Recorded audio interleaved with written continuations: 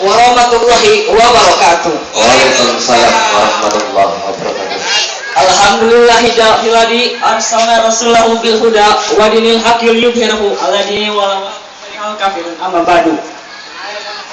Hadirin yang saya hormati, Dewan juri yang saya hormati, ibu bapak yang saya hormati, teman-teman saya yang saya banggakan, serta adik-adik saya yang saya cintai. Pertama-tama, marilah kita panjatkan puji syukur kehadirat Allah Subhanahu wa Ta'ala, karena atas rahmat dan nikmatnya lah kita bisa berkumpul kembali di tempat ini, yang mudah-mudahan diridhoi oleh Allah Subhanahu wa Ta'ala. Tak lupa salawat dan salam marilah kita curah limpahkan kepada junjungan kita, panutan kita, dan suri taulan kita, yakni Habibana wa Nabiyana Muhammad sallallahu alaihi wasallam, kepada keluarganya, sahabatnya, tabiin-tabiatnya, dan kita semua selaku umatnya, mudah-mudahan mendapatkan syafaatnya. Amin ya rabbal alamin. Hadirin yang saya hormati, dalam acara ini saya akan menyampaikan sedikit informasi mengenai peristiwa penting yang sangat luar biasa yang dialami oleh Rasulullah SAW. Peristiwa apa?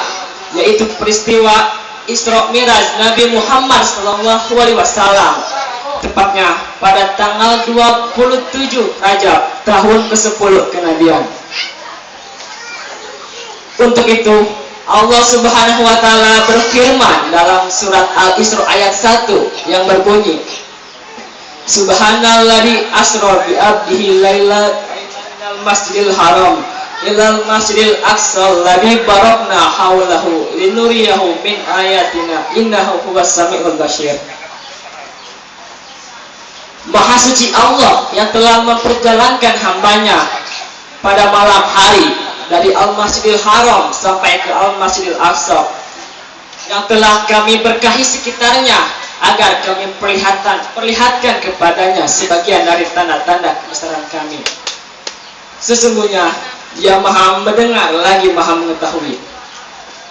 Hadirin yang saya hormati, Isra Miraj, apa itu Isra Miraj?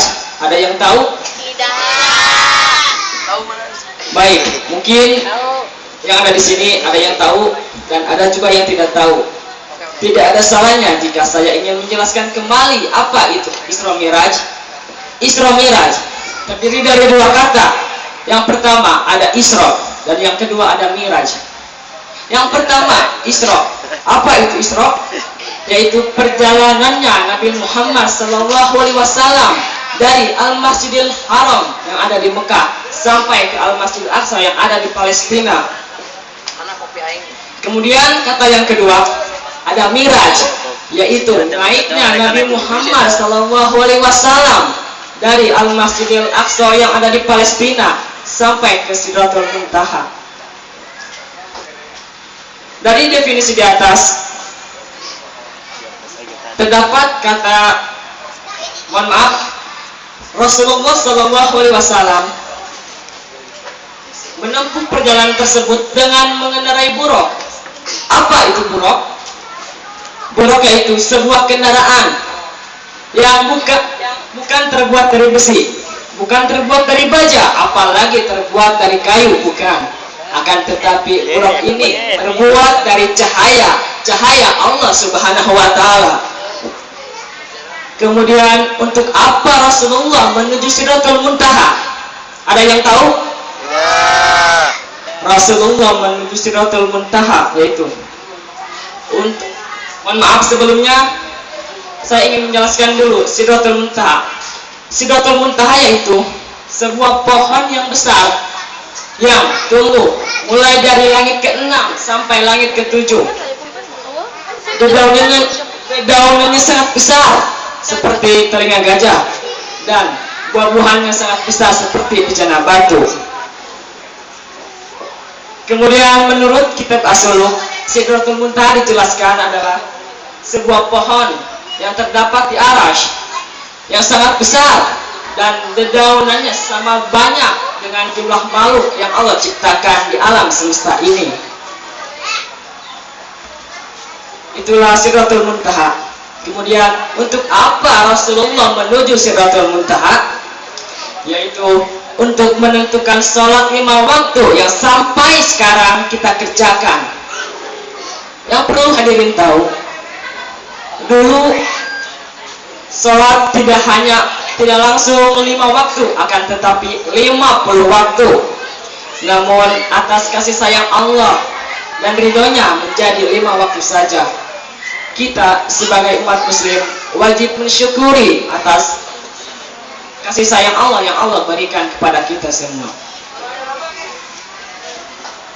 Hadirin yang saya hormati, sholat merupakan rukun Islam yang kedua setelah syahadat. Sholat merupakan tiang agama. Sebagaimana seseorang yang mengerjakan sholat berarti dia telah mendirikan agama, akan tetapi barang siapa yang meninggalkan sholat berarti dia telah meruntuhkan agama. Maka dari itu kita sebagai umat Islam, umat muslim wajib untuk melaksanakan sholat yang 5 waktu ini sehari semalam. Dan juga sholat ini merupakan amalan yang paling pertama dihisab oleh Allah Subhanahu wa taala sebelum amalan-amalan lainnya. Sebelum zakat dan lainnya, utamakan dulu sholat 5 waktu sehari semalam. Hadirin yang berbahagia, dari definisi di atas saya dapat menyimpulkan bahwa kita sebagai umat Islam wajib untuk melaksanakan sholat 5 waktu, dan gunakanlah sisa umur hidup kita selama di dunia ini dengan sebaik mungkin, karena kita hidup di dunia ini hanya sementara, tak akan lama. Maka perbanyaklah amalan-amalan soleh yang kita kerjakan selama hidup di dunia ini. Amalan baik tidak hanya bersedekah, tetapi kita bisa melaksanakan sholat, bahkan senyum pun ibadah.